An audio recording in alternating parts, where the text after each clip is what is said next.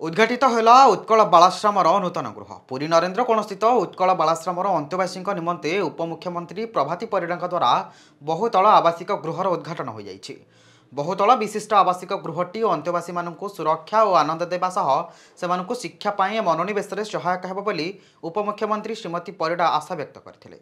ଏହି କାର୍ଯ୍ୟକ୍ରମରେ ପିପିଲି ବିଧାୟକ ଆଶ୍ରିତ ପଟ୍ଟନାୟକ, ସତ୍ୟବାଦୀ ବିଧାୟକ ଓମପ୍ରକାଶ ମିଶ୍ର, ଜିଲ୍ଲାପାଳ ସିଦ୍ଧାର୍ଥ ଶଙ୍କର ସ୍ୱାଇଁ, ଉପମୁଖ୍ୟମନ୍ତ୍ରୀଙ୍କ ବ୍ୟକ୍ତିଗତ ସଚିବ ବିଶ୍ୱରଞ୍ଜନ ରଥ ଯୋଗ ଦେଇଥିଲେ।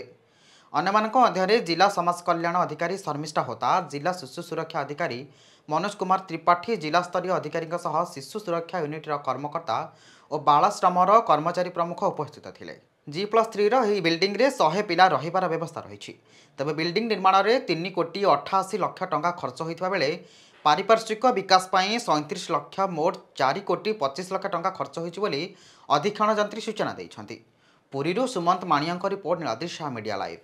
ଏଭଳି ଅଧିକ ଖବର ପାଇଁ ଆମ ଚ୍ୟାନେଲକୁ ଲାଇକ୍, ସେୟାର, ସବସ୍କ୍ରାଇବ୍ କରିବାକୁ ଭୁଲନ୍ତୁନି। ରହୁଛୁ, ନମସ୍କାର।